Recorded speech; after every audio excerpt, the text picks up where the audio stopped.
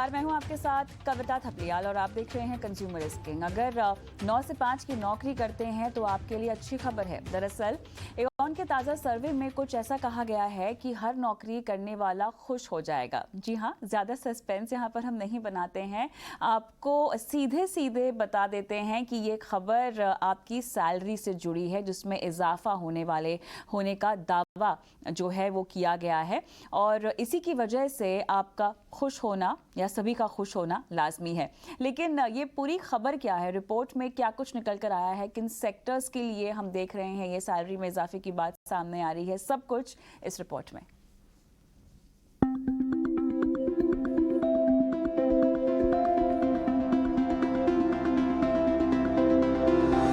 Global professional services firm Aon का ये सर्वे नौकरी पेशा लोगों के लिए खुशखबरी लेकर आया है।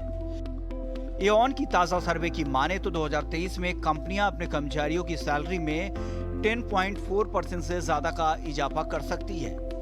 ये एऑन के फरवरी में किए गए सर्वे के अनुमान से थोड़ा ज्यादा है। फरवरी में कंपनी ने कर्मचारियों की सैलरी में 9.9% तक का इजाफे की बात कही थी। 2022 में कंपनियों ने 10.6% का औसत इंक्रीमेंट दिया था, जो बीते 5 साल का सबसे बड़ा इंक्रीमेंट माना जा रहा है। सर्वे में 40 सेक्टर की 1300 कंपनियों ने हिस्सा लिया है। एऑन की इस रिपोर्ट के मुताबिक सबसे ज्यादा फायदा e-commerce, startups, hi-tech, IT services और फाइनेंशियल कंपनियों में काम करने वाले कर्मचारियों को होगा। सर्वे की माने तो ई कॉमर्स कंपनियां इस साल 12.8% का इंक्रीमेंट दे सकती हैं, जबकि स्टार्टअप्स में काम करने वालों को 12.7% तक पे हाइक मिलने की उम्मीद है। इंफॉर्मेशन टेक्नोलॉजी सेक्टर में 11.3% तक सैलरी बढ़ सकती है। कमोबेश ऐसा ही कुछ आईटी इनेबल्ड कंपनियों का भी है, जबकि फाइनेंशियल कंपनियां 10.7% की दर से अपने कर्मचारियों की सैलरी में बढ़ोतरी कर सकती है। इन सब के बीच इंडस्ट्री के लिए परेशान करने वाली बात यह है कि अच्छी पे हाइक के बावजूद कर्मचारियों का नौकरी छोड़ने का सिलसिला बदस्तूर जारी रहेगा। 2022 की पहली छमाही में कंपनियों का एट्रिशन रेट 20.3% रहा है। सर्वे के मुताबिक ये सिलसिला साल की दूसरी छमाही में भी जारी रहेगा। जिस तरह कंपनियां अगले साल डबल डिजिट पे हाइक की बात कर रही है, उसे देखकर लगता है कि इंडस्ट्री को आने वाले वक्त में बेहतर कारोबार की उम्मीद है।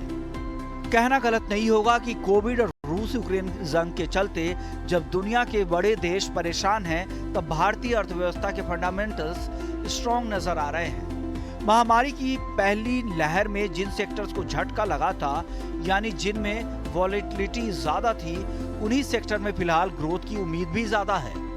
ईटी नाउ, स्वदेश।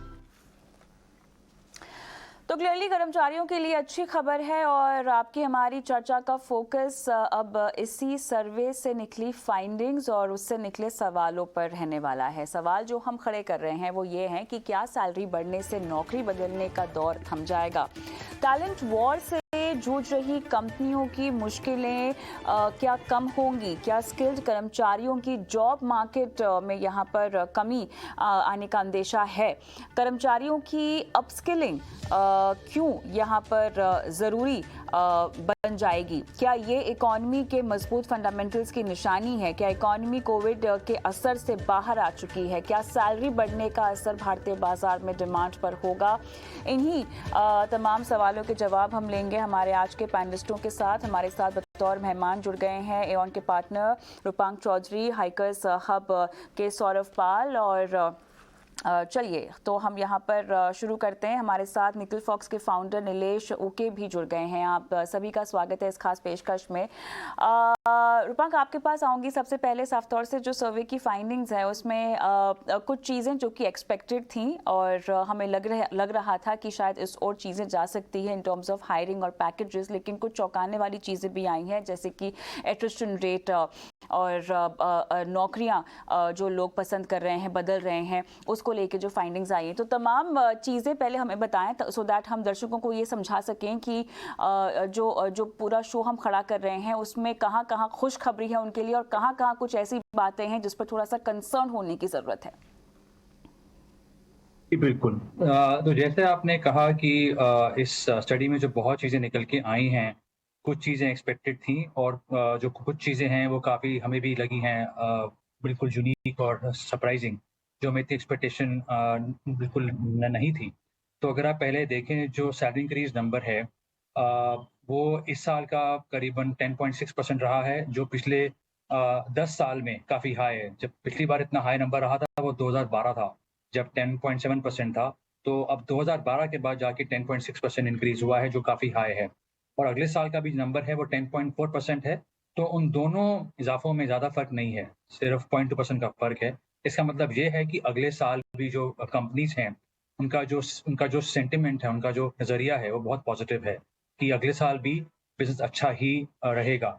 हम सुन रहे हैं बात ग्लोबल रिसेशन की, इकोनॉमी की, पर लगता है कि इंडिया में जो फंडामेंटल्स हैं, वो अभी भी काफ़ी स्ट्रॉन्ग हैं। तो इंडिया में जो सेंटिमेंट है, वो काफ़ी अच्छा है, तभी हमारे स्टडी ने बताया है कि ऑलमोस्ट 75% कंपनी ने कहा है कि उनका जो बिज़नेस है वो ज़्यादा इम्प्रूव करेगा 2023 में, जो एक काफ़ी पॉज़िटिव न्यूज़ है। और अगर आप देखें जो डिफरेंट सेक्टर्स हैं, जैसे आपने कहा IT, ITES, e-commerce, professional services, ये सारे सेक्टर्स का जो इंक्रीमेंट है, वो 11-12% रहा है। इनको हम टॉप 5 सेक्टर्स कहते हैं। और जो जिनका इंक्रीज़ थोड़ा कम भी रहा है, जैसे रेस्टोरेंट्स हो गए या होटल्स हो गए या रियल एस्टेट, सीमेंट, वहाँ भी 7-8% रहा है। और ये वही सेक्टर हैं जो कोविड में बहुत बुरी तरह हिट हुए थे। उनका इंक्रीमेंट भी काफ़ी अच्छा रहा है। और अगर आप देखें तो इनके बीच में और जो सबसे ज़्यादा हाई सेक्टर्स हैं, उनके बीच में इतना फ़र्क रहा नहीं है अब, 2-3% का फ़र्क रहा है। बट इसी टाइम पे ये बात भी इम्पोर्टेंट है कि अट्रिशन जो है वो अभी भी काफ़ी हाई है। पिछले साल का अट्रिशन नंबर करीबन 21% था। इस साल का भी करीबन 20.3% है, तो थोड़ा-सा कम हुआ है लेकिन अभी भी काफ़ी हाई है। अभी भी जो गैप है डिमांड और सप्लाई का, टेक टैलेंट में या आईटी टैलेंट में अभी भी बहुत है। और उसको देखते हुए जो अट्रिशन है, लोगों का मूवमेंट है, अभी भी काफ़ी हाई चल रहा है। तो कंपनीज़ को वो मैनेज करना पड़ेगा क्योंकि इंक्रीमेंट तो वो एक एक टाइम तक ही दे पाएँगे। उसके आगे क्या करना है इस अट्रिशन को रोकने के लिए, वॉर फॉर टैलेंट को जो कहते हैं, उसको रोकने के लिए, उसको जीतने के लिए और भी काफ़ी कुछ करना पड़ेगा। बट जो अभी की नंबर्स हैं, अभी की जो स्टडी है, वो यही कह रही है कि सेंटिमेंट अच्छा है, अट्रिशन भी काफ़ी हाई है और उसको देखते हुए अगले साल का इंक्रीमेंट भी काफ़ी हाई रहेगा ज़्यादातर सेक्टर्स के लिए। वहाँ कहीं ये डबल वैमी नहीं है? एक तरफ हम सेक्टर्स जो देख रहे हैं यहाँ पे आईटी हो गया, आईटी इनेबल्ड कंपनियाँ हो गई, ई-कॉमर्स हो गई, स्टार्टअप्स हो गई, जहाँ पर अच्छी इंक्रीमेंट्स की बात हो रही है। कहीं ना कहीं हम देख रहे हैं एट्रिशन रेट भी यहीं पर ज़्यादा हाई है और लोगों को ज़्यादा नौकरियों पर बढ़ाकर पैकेजेस देकर रखा भी जा रहा है, लेकिन लोग कहीं ना कहीं उसमें भी नाखुश हैं और बेहतर रेवेन्यूज़ की तलाश में आगे भी बढ़ रहे हैं। ये इस लॉजिक को आप कैसे समझाएंगे? क्या उनके पास ज़्यादा मौके हैं या लोग अपनी अपस्किलिंग इतनी तेज तर्रार तरीके से कर रहे हैं कि उन्हें इतनी जल्दी दूसरी नौकरियां मिल रही हैं? एक केस और बढ़ रहा है ट्रेंड नौकरियों का। तो इसमें इसमें 2 चीज़ें हैं। पहली बात ये है कि जो ये एक तरह से एक मैडनेस थी, थोड़ी-सी कम हुई है। जो हमने देखा था मार्च, अप्रैल में, पिछले 3-4 महीने में थोड़ा-सा ये कम हुआ है। लेकिन अगर आप देखें जो फंडामेंटल टैलेंट है आईटी कंपनीज़ में या जो जिसको कहते हैं डिजिटल टैलेंट, उसकी अभी भी डिमांड बहुत ज़्यादा है। और वो जो टैलेंट डिमांड में है, उसकी डिमांड सिर्फ़ आईटी कंपनीज़ नहीं, बट जो ओल्ड कंपनीज़ हैं या जो थोड़ी ट्रेडिशनल कंपनीज़ हैं, चाहे वो ऑटोमोटिव हो गई, चाहे वो फाइनेंशियल सर्विसेज़ हो गई, चाहे वो बैंक्स हो गए, चाहे वो ई-कॉमर्स हो गए, चाहे वो एफएमसीजी हो गए, सबको उस टैलेंट की डिमांड है। और उस टैलेंट की जो सप्लाई है, वो इस वक़्त कम है। तो यही कंपनीज़ आईटी कंपनी से जाके भी वही टैलेंट लेती हैं। तो उन लोगों के लिए मौके अभी भी काफ़ी हैं। ये बात भी ठीक है कि जो ऑफ़र थे या जो लोग ऑफ़र छोड़ के जा रहे थे या एक टाइम पे लोगों के पास 5-5 ऑफ़र थे, वो थोड़ा कम हुआ है, लेकिन अभी भी अट्रिशन काफ़ी हाई है और इस पर्टिकुलर टैलेंट के लिए, जो उसको हम कहते हैं टेक टैलेंट, डिजिटल टैलेंट, उसकी डिमांड अभी भी काफ़ी हाई है। और जब तक वो डिमांड सप्लाई से ऊपर रहेगी, अट्रिशन रहेगी और मार्केट में ऐसी कंपनीज़ रहेंगी जिनके पास देने के लिए पैसा है। बट लॉन्गर रन में ये ज़्यादा कंपनीज़ नहीं कर पाएँगी बिकॉज़ इन्फ्लेशन बढ़ रही है। एक तरफ क्योंकि ग्लोबल क्राइसिस है तो सप्लाई चेन पे प्रेशर पड़ रहा है। कंपनी के जो मार्जिन्स हैं उन पे इम्पैक्ट आ रहा है।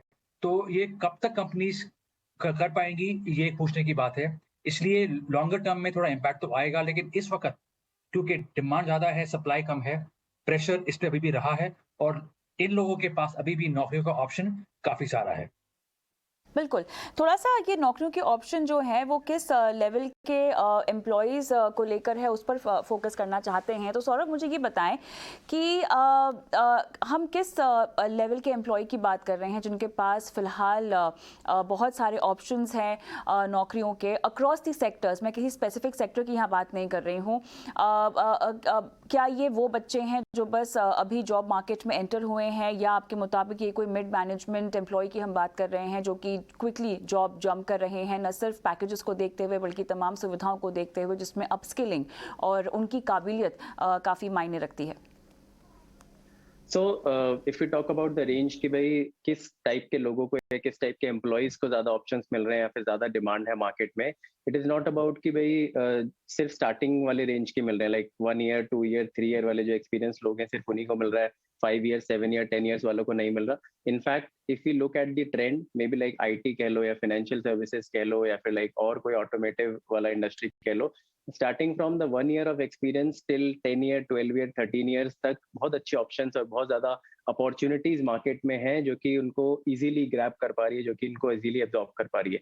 Yes, when we go above 15 years, 15 साल 16 साल लाइक 20 इयर्स के आसपास जब हमारा एक्सपीरियंस हो जाता है, डेफिनेटली जो अपॉर्चुनिटीज हो जाती हैं वो थोड़ा नैरो डाउन हो जाती हैं, but still like there are a lot of people who are getting those kind of packages और जिनको easily 80%, 90%, 100, 150% के जो सैलरी हाइक्स हैं वो मिल रहे हैं। और अगर हम इस टॉपिक की बात करते हैं, लाइक लोगों की अपस्किलिंग बहुत ज्यादा फास्ट हो रही है, we are living in this digital age, upskilling बहुत ज्यादा लोग अपग्रेड अपने आप को बहुत ज्यादा तेजी से कर रहे हैं, मार्केट में डिमांड भी बहुत ज्यादा है, उसकी वजह से ज्यादा अपॉर्चुनिटीज भी मिल रही हैं। लेकिन कहीं ना कहीं जो हमारे करंट एम्प्लॉयर्स हैं, करंट ऑर्गेनाइजेशन या एचआर है, लाइक जो भी टीम है, उनको भी ये थोड़ा सा उस तरह से देख सकते हैं, वो एट्रिशन रेट जो हमारा लाइक तेजी से बढ़ता जा रहा है उसको कम करने के लिए उस पर भी फोकस किया जा सकता है कि हमारे जो अपने एम्प्लॉयज हैं वो छोड़ के जा रहे हैं और कहीं और वो लाइक अच्छे खासे 50%, 70%, 100% वाले जंप पे ज्वाइन कर रहे हैं, और हमें भी जब हायरिंग करनी पड़ रही है तो हमें भी बाकी लोगों को ज्यादा पे करना पड़ रहा है। तो रादर देन हम अपने ही करंट एम्प्लॉयज को अगर थोड़ा अच्छा पे रेज और थोड़ा इंक्रीज करके दे देंगे, तो वो जो हमारा जो टैलेंट है, जिसको हमने पिछले 1 साल 2 साल 3 साल 4 साल जो हमारे साथ काम कर रहा है, जिसको हमने ट्रेन किया है, उस पर हमने इतना इतना टाइम और एनर्जी लगाया है, वो हमारे साथ थोड़ा रिटेन रह सकता है। तो उसकी अपस्किलिंग एज वेल एज उसको appreciation as well as appraisals में अगर हम बेनिफिट दिखाएंगे तो they will stay longer with us. बिल्कुल। तो यहाँ पर कंपनियों की जो सोच है फ़िलहाल वो क्या इसी लाइन पर जाती हुई दिखाई दे रही है? नीलेश, अगर मैं आपको आपसे समझना चाहूँ, किस तरह की अप्रोच अपने मौजूदा एम्प्लॉयज़ को रिटेन करने की कोशिश की जा रही है कंपनियों की तरफ से?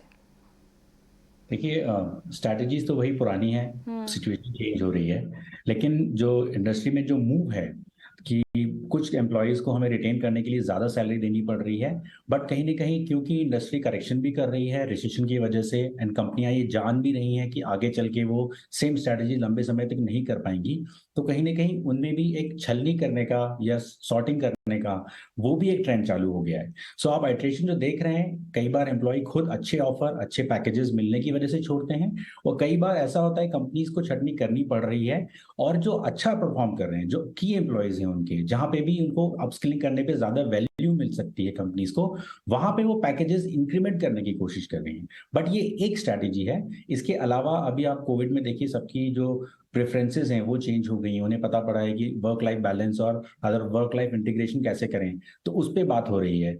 सो ये सारी चीजों पे भी जब कंपनी काम कर रही है, ऑल सारी चीजों मिलाकर एक स्ट्रैटेजी जो बन रही है, उसमें सैलरी इंक्रीमेंट एक पार्ट है, और उसके अलावा कल्चर पे, उनकी वर्क लाइफ बैलेंस पे, और किस टाइप का काम मिल रहा है। एंड दूसरा एक और चीज है कि बिकॉज एक इंडस्ट्री का ट्रेंड दिख रहा है, रिसेशन आने वाला है, कहीं ना कहीं एम्प्लॉयज को भी ऑफ कोर्स उनके पास बहुत ऑप्शन है अपस्किल करने के लिए कम समय में, लेकिन एक वो रेस अभी भी जारी है। जो ज्यादा अपस्किल कर पा रहे हैं उनके लिए ये अपॉर्चुनिटीज हैं इंडस्ट्री में अच्छा पैकेजेस पाने की, बट कहीं अगर वो एम्प्लॉयज छूट रहे हैं तो उन्हें कहीं ना कहीं ये ध्यान में रखना होगा कि कंपनीज बहुत लंबे समय तक उन्हें सस्टेन नहीं कर पाएगी, या उन्हें उतनी इंक्रीमेंट नहीं मिलेगी जैसा शायद उनके अच्छे परफॉर्मिंग पीयर्स को मिलने वाली है। सो एक तरह से एक जो क्राइटेरिया है टू चेक कि कौन अच्छा परफॉर्म कर रहा है कौन नहीं, ये भी एम्प्लॉयज को ध्यान देने की जरूरत है। कंपनीज अपनी तरफ से वही स्ट्रैटेजीज किसी तरह से वर्क लाइफ बैलेंस, अच्छा काम और अच्छी सैलरी पैकेजेस के थ्रू रिटेन करना चाह रही है। सो मुझे लगता है एक होलिस्टिक स्ट्रैटेजी ही काम करेगी, बट एम्प्लॉयज के लिए एक बहुत बड़ा क्वेश्चन मार्क है कि यस, अगर वो बहुत अच्छे लेवल पे हैं अपने स्किल लेवल पे तो उनके लिए ऑप्शंस हैं, बट अदरवाइज उन्हें इस समय को यूज करते हुए अपने आप को अपस्किल करने पे बहुत ज्यादा ध्यान देना चाहिए। अदरवाइज कंपनीज के पास ऑप्शन नहीं है। जैसा आई थिंक सौरभ ने भी मेंशन किया कि आगे चल के अगर चीजें गड़बड़ होती हैं तो फिर एम्प्लॉयज के ऊपर ही सबसे पहली धार लगती है। बिल्कुल। रूपांग, थोड़ा सा सेक्टर वाइज हम मंथन करते हैं कि यहाँ पर जो सैलरी इंक्रीज की बात हो रही है, इजाफे की बात हो रही है, उसके पीछे क्या डायनेमिक्स है, क्या सोच है? ई कॉमर्स लगभग 12.8% का यहाँ पर एक्सपेक्टेड सैलरी इंक्रीज है। स्टार्टअप्स की प्रोजेक्टेड इंक्रीज 12.7 के आसपास है। उसके बाद हाईटेक, इंफॉर्मेशन टेक्नोलॉजी लगभग 11.3 और फाइनेंशियल इंस्टीट्यूशन में लगभग 10.7% इजाफे की संभावना यहाँ पर जताई जा रही है। अब पूरे ग्लोबल सिनारियो को हम देखें यहाँ पर, उसके इनलाइन थोड़े से ये आंकड़े नहीं बैठते हुए दिखाई दे रहे हैं। क्या ये केवल घरेलू ट्रिगर्स और जिस इकोनॉमिक मजबूती की हम बात कर रहे हैं, जो हमारी अर्थव्यवस्था फिलहाल हमें दिखाई दे रही है, क्या उसी के तर्ज पर हम इस सैलरी इंक्रीज को आंक पा रहे हैं? इसमें आपने दो पहलू अच्छे पर पकड़े कि इसमें अगर आप देखें जो सेक्टर्स ज़्यादातर डिपेंड करते हैं डोमेस्टिक डिमांड पे या जो डिपेंड करते हैं ग्लोबल डिमांड पे, उनमें क्या फ़र्क है ना। इसमें दो चीज़ें हैं जो हमारे सबसे हाई पेइंग सेक्टर्स हैं इस साल के, अगले साल के। ई कॉमर्स हुआ, ई कॉमर्स पे डिमांड रही है बिकॉज इस वक्त लोग रिवेंज बाइंग कर रहे हैं, डिमांड बहुत है। और इसका जो ज़्यादा डिमांड आई ई कॉमर्स की, ज़्यादातर डोमेस्टिक रिटेल से आई है, डिमांड से आई है, तो बहुत स्ट्रॉन्ग है इस वक्त, राइट। अगर आप देखें आईटी का, क्योंकि आईटी जो टैलेंट का इतना वो चल रहा है, स्कोप अच्छा चल रहा है डिमांड का, उससे इम्पैक्ट आया है। फाइनेंशियल सर्विसेज अगर आप देखें, बैंक्स हुए, एनबीएफसीज हुए, उन्होंने काफ़ी अच्छा किया है। लेकिन इन सारे सेक्टर्स का जो इस साल का इंक्रीज है, इजाफा है, वो ज़्यादा था। जो अगले साल का है वो थोड़ा कम है। ई कॉमर्स इस साल 13.7 था, अगले साल 12.8 है। आईटी इस साल 12% था, अगले साल 11.3% है। फाइनेंशियल सर्विसेज इस साल 11% था, अगले साल 10.5% है। आईटीईएस 10.7% था, अगले साल 10.1% है। लेकिन अगर आप देखें सेक्टर जैसे एफएमसीजी हो गया या ट्रांसपोर्टेशन हो गया, logistics, cement, real estate, infrastructure, hotels, restaurants, इनका नंबर इस साल थोड़ा कम था, अगले साल एक्सपेक्टेशन बेटर है। एफएमसीजी इस साल 9.5 है, अगले साल का ऑलमोस्ट 10% है। ट्रांसपोर्टेशन इस साल 8.7% था, अगले साल का अगेन 10% है। रियल एस्टेट 8.7% था, अगले साल का प्रोजेक्टेड करीबन 10.1% है। होटल्स का 8.5% था इस साल, अगले साल का 9% है। तो अगर आप इनमें देखें, जहाँ पे ज्यादातर डिमांड आ रही है इंडिया से, डोमेस्टिक डिमांड से, क्योंकि फंडामेंटल अच्छे हैं, उनका जो आउटलुक है वो बेटर है। जो सेक्टर्स ज्यादातर डिपेंड करते हैं ग्लोबल क्यूज पे या ग्लोबल टेलविंड्स पे, उनका नंबर थोड़ा सा हल्का हो रहा है अगले साल के लिए। इसी बात के लिए बिकॉज जो हमारा सेंटिमेंट है इंडिया का डोमेस्टिक कंजप्शन का, वो ज्यादा बेटर है। तो ये हमें चीज देखनी पड़ेगी कि जो टॉप फाइव सेक्टर्स हैं, उनका अगले साल का नंबर थोड़ा हल्का हो रहा है, और जो बॉटम 5 हैं, जो 8-9% है, उनका बेटर हो रहा है, क्योंकि उनका ज्यादा जो है डिमांड या बिजनेस वो इंडिया के थ्रू ही आएगा, जिसके फंडामेंटल्स इस वक्त काफी स्ट्रांग है। अगर आप देखें आजकल के जितने भी न्यूज़पेपर्स हैं, सब यही कह रहे हैं, चाहे वो ग्लोबल बैंक जो है, जेपी मॉर्गन या फिर एसएनपी, उनके लीडर्स ने भी यही कहा है कि चारों तरफ प्रॉब्लम है, रिसेशन है, लेकिन इंडिया में जो आउटलुक है वो काफी अच्छा है। तो जो भी सेक्टर ज्यादातर लिंक रहेंगे इंटरनल इंडिया से, उनका जो सेंटिमेंट है इंक्रीज का, वो बेटर रहेगा बाकी सेक्टर से अगले साल के लिए। और सौरभ, जब हम अपस्किलिंग की बात कर रहे हैं, नए नए स्किल्स की बात कर रहे हैं, तो इसमें क्या क्या शामिल है? स्किल वर्कफोर्स पर हमारा पैंडेमिक के दौरान हम कह सकते हैं कि जोर रहा है, और उसके बाद अब बहुत ज़रूरी हो गया है न सिर्फ छोटे मोटे फ्रीलांसर्स बल्कि बड़े बड़े इंस्टीट्यूशंस भी अपस्किलिंग, जो उनके मौजूदा एम्प्लॉयज़ हैं, उनको भी कराने की कोशिश कर रही हैं। लेकिन इसमें भी किस तरह के स्किल्स इंपॉर्टेंट है, किस किस तरह के सेक्टर्स में क्या क्या हुनर जो हैं आपको जोड़ने पड़ेंगे, अभी वो ज़रूरी हो गया है, कौन कौन से होंगे वो? करेक्ट, ये आपने बहुत पहला बहुत ही इम्पोर्टेंट टॉपिक टच किया कि अपस्किलमेंट की जब बात आती है, लॉट ऑफ टाइम्स हमें फोकस या फिर हमें क्लैरिटी नहीं होती कि हम किस तरह से अपने आप को अपस्किल कर पाएं सो दैट हम इस मार्केट की तेजी के साथ अपनी लय पकड़ पाएंगे, राइट? तो अभी हम एक डिजिटल एज में हैं, तो जो भी हमारे स्किल सेट्स होते हैं, जो भी हमारा डोमेन, जिस भी चीज पे हम काम कर रहे हैं, जिस भी एक्सपर्टाइज पे हम काम कर रहे हैं, उसको अगर हम टेक्नोलॉजी और आईटी, फाइनेंस इस सब से रिलेटेड हैं, तो ऑटोमेटिकली ये वाली सारी चीजें डिजिटल और ये टेक्नोलॉजी और ट्रेंड्स के साथ लिंक्ड है। लेकिन जो सेक्टर्स हैं जो इन वाले सेक्टर से नहीं भी जुड़े हुए, वहां पे भी हमें ये ट्राई करना चाहिए कि हम कैसे ग्लोबली काम कर सकते हैं, फिर कैसे हम ऑनलाइन के जरिए काम कर सकते हैं। अभी इस ऑनलाइन वाले प्लेटफॉर्म पे बंदा जो इंडिया में बैठा है, that person is working with across the globe. तो वो हर एक बंदे के साथ, हर एक जगह, हर एक कंट्री में, हर एक नेशन के साथ काम कर पा रहा है। और स्पेसिफिकली अगर हम आईटी की बात करें या फिर फाइनेंस या फिर लाइक टेक्नोलॉजी रिलेटेड डोमेन्स की बात करें, तो आर्टिफिशियल इंटेलिजेंस बहुत तेजी से लय पकड़ रहा है। डेटा साइंस जो है, हमारा जो इंटरनेट ऑफ थिंग्स है, जो क्लाउड कंप्यूटिंग है, बिकॉज अभी हम लोग यहाँ पे बात कर पा रहे हैं, हम लोग कम्युनिकेट कर पा रहे हैं इंटरनेट की वजह से, डेटा की वजह से और क्लाउड की वजह से। तो ये 3 प्लेटफॉर्म्स ऐसे हैं, अभी मैं देखता हूँ कि जो लोग नॉन आईटी से भी हैं, जो लोग नॉन टेक्निकल डोमेन से भी हैं, वो लोग भी धीरे धीरे आजकल ऑनलाइन इतना सब कुछ पढ़ने के लिए, इतना सब कुछ लर्न करने के लिए स्कोप अवेलेबल है। They are also learning all these kind of things और they are also upgrading themselves on these platforms. So ये कुछ सेक्टर्स हैं, ऑटोमेशन कह लो, डेटा कह लो, क्लाउड कह लो, इंटरनेट कह लो, ये वाले कुछ ऐसे एरियाज हैं जिसमें हर एक बंदा अपने आप को अपस्किल कर सकता है, काम कर सकता है। And major important part is कि अपने कम्युनिकेशन और ऑनलाइन चीजों से हम कितना ज्यादा फेमिलियर होते चले जा रहे हैं, वो बहुत इंपॉर्टेंट है। क्योंकि आज के दौर में यहाँ पे बैठा हुआ इंसान हर एक इंसान से, हर एक कंट्री में, हर एक नेशन में अक्रॉस द ग्लोब काम करना चाह रहा है और एज वेल एज कर भी रहा है। तो उसके लिए लोग काफी ज्यादा अपने आप को कम्युनिकेशन पे भी वर्क कर रहे हैं, अपने लाइक वीडियोस के थ्रू या फिर अपने आप को सोशलाइज करने में भी वर्क कर रहे हैं। काफी जनता सोशल मीडियाज के YouTube, Instagram, all these platforms के जरिए से भी काफी ज्यादा अर्निंग स्टार्ट कर पा रही है साइड बाय साइड। फ्रीलांसिंग वाला स्कोप जो है वो बहुत ज्यादा तेजी से मार्केट में है। स्पेशली इंडिया में फ्रीलांसिंग बहुत तेजी से पिछले 3 से 4 सालों में अगर आप देखोगे, फ्रीलांसिंग का जो स्कोप है और अवेयरनेस जो है वो बहुत ज्यादा तेजी से बढ़ी है। तो उसके लिए एक ग्लोबल अपॉर्चुनिटी, ग्लोबल लेवल पे लोगों के लिए ऑप्शन बहुत ज्यादा बढ़ते चले जा रहे हैं।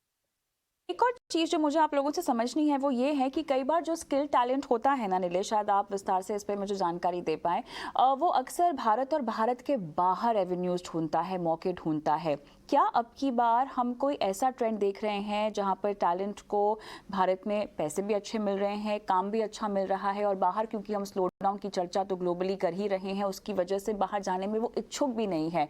क्या हम टैलेंट को भारत में, भारतीय टैलेंट को भारत में रिटेन कर पा रहे हैं? क्या हम उस लेवल पर आ गए हैं क्या?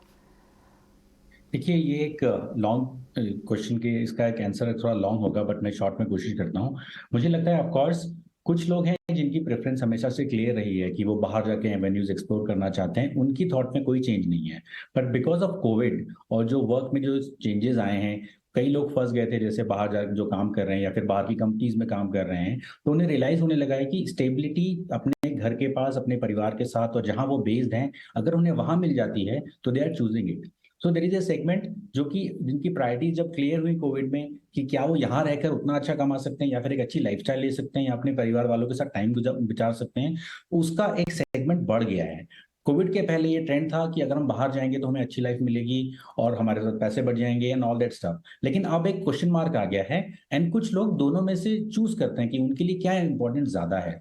और एक और चीज हुई है अभी रिसेंटली कोविड की वजह से, कोविड के बाद जब वीजाज खुले हैं तो कई एम्प्लॉयज के पास बाहर जाने के ऑप्शंस तो हैं, लेकिन वो या तो ऑनलाइन ही काम कर पा रहे हैं बट वो जा नहीं पा रहे हैं। तो लॉन्ग टर्म में भी अगर वो सोच रहे हैं कि वहां जाके स्टे कर पाएंगे, उसकी क्लैरिटी नहीं है। सो ये सारी चीजें मिला के कहीं ना कहीं एक जो टैलेंट पूल है वो अंदर भी, इंडिया के अंदर भी बहुत अच्छे अच्छे ऑप्शंस ढूंढने की कोशिश कर रहा है और उनको मिल भी रहे हैं। स्पेसिफिकली वो टैलेंट जो बाहर जाने के काबिल है, अगर वो देखेंगे यहाँ पे तो उन्हें कई ऑप्शन मिल जाएंगे।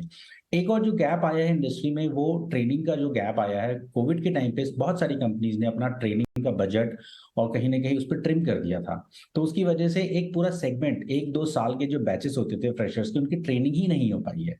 सो ये लोग जो सोच रहे थे कि हम खुद से किसी छोटी कंपनी में ज्वाइन करके या ट्रेन होकर बाहर जा पाएंगे, अब उनके पास ऑप्शन सिर्फ सेल्फ ट्रेनिंग, सेल्फ अपस्किलिंग का रह गया है और कंपनीज के पास भी ऑप्शन नहीं है बिकॉज इंडस्ट्री में एक गैप आ गया है ट्रेन रिसोर्सेज का। सो बाहर जाने के ट्रेंड में कई सारे फैक्टर्स हैं, बट कहीं ना कहीं पर्सनल प्रेफरेंसेस में चेंज जो आया है, ये बहुत बड़ा सेगमेंट है जो अब चूज कर रहा रहा है यहीं रहने की रादर देन एक्सप्लोरिंग आउटसाइड, और उसी की वजह से इंडस्ट्री में थोड़ी फाइट भी ज्यादा है, और इस टाइप के रिसोर्सेज को अगर रिटेन करना है तो उनकी सैलरीज भी ज्यादा ही होंगी। तो ये सारा ट्रेंड एक साथ देखने को मिल रहा है। तो मेरे पास समय लगभग खत्म हो गया है, लेकिन रूपांक यहाँ पे जो रिपोर्ट आई है वो लगभग 2023 FY 2023 की बात कर रही है। इस बीच में सिनेरियो हो सकता है कि हम बहुत बदलता हुआ देखें, बिकॉज काफ़ी चीज़ें ग्लोबली ड्रिवन है। एम्प्लॉयज़ को किस तरह के सेटबैक्स के लिए तैयार रहना चाहिए? देखिए ऐसा है कि इस वक्त तक जो इंडिया का स्टोरी है वो काफ़ी स्ट्रॉन्ग है और पॉजिटिव है। ये पॉसिबल है कि अगले 6 महीने में अगर कुछ और तकलीफ़ें आती हैं तो जो सैलरी इंक्रीमेंट नंबर है वो थोड़ा कम हो जाए, लेकिन हमारे हिसाब से इतना कम नहीं होगा कि वो 10.4 से कुछ 7-8% या 9% हो जाए, जैसे कोविड में 6% हो गया था। अनलेस कोई ब्लैक स्वॉन इवेंट जैसे ग्लोबल फाइनेंशियल क्राइसिस हुआ था 2008 में या 2020 में जो कोविड हुआ था, अगर ऐसा कुछ होता है तो वो अलग बात है। लेकिन अगर बाकी ग्लोबली भी इश्यूज रहते हैं, रिसेशन रहती है, उसमें इतना इम्पैक्ट नहीं पड़ना चाहिए। जैसे मैंने कहा था कि जो सेक्टर्स डोमेस्टिक डिमांड से फ्यूल हो रहे हैं, चाहे एफएमसीजी हो, चाहे रियल एस्टेट हो, चाहे सीमेंट हो, चाहे हॉस्पिटैलिटी हो, चाहे ई-कॉमर्स हो, उनके इंक्रीमेंट्स या उनकी जो हायरिंग है वो उतनी ही स्ट्रॉन्ग रहेगी। हाँ, इतना है कि अगर कोई चीज़ें बहुत जल्दी बदलती हैं या कुछ बहुत बदलाव आता है, तो जो हम देख रहे हैं नंबर अट्रिशन का, वो भी थोड़ा कम हो सकता है। तो फिर उस हिसाब से जो बदलाव है वो दोनों तरफ आएगा। अगर अट्रिशन थोड़ी कम होएगी, हायरिंग कम होएगी, थोड़ा सैलरी का इज़ाफ़ा जो है वो कम हो सकता है। लेकिन इस टाइम पे जब साल को होने में ख़त्म करीबन 3 महीने ही रह गए हैं, हमारे हिसाब से इतना फ़र्क नहीं आना चाहिए। सो अगले साल के जो नंबर्स हैं वो ज़्यादातर थोड़ी कम ही होंगे। अगर कुछ तकलीफ़ें आती हैं, बहुत कम नहीं होंगे, अनलेस कोई बहुत ज़्यादा मेजर सेटबैक होता है। तो कुल मिला के यहाँ पर खुशखबरी की हम बात करते हैं। नवरात्रि का भी पहला दिन है और त्योहारों का भी आगाज़ है, अच्छी खबरों का भी यहाँ पर आगाज़ होना चाहिए। तो अच्छी खबर ये है कि सैलरी जिन सेक्टर्स की हमने चर्चा की है वहाँ पर बढ़ेगी, काफ़ी मौके भी आपको मिलेंगे, लेकिन हाँ, अपनी अपस्किलिंग और अपने हुनर में आपको लगातार कुछ ना कुछ नया सीखते रहने की कोशिश करनी होगी। बहुत बहुत धन्यवाद आप तीनों का इस खास पेशकश में शामिल होने के लिए। कंज्यूमर इज किंग के आज के एपिसोड में मुझे भी इजाज़त दें। नमस्कार।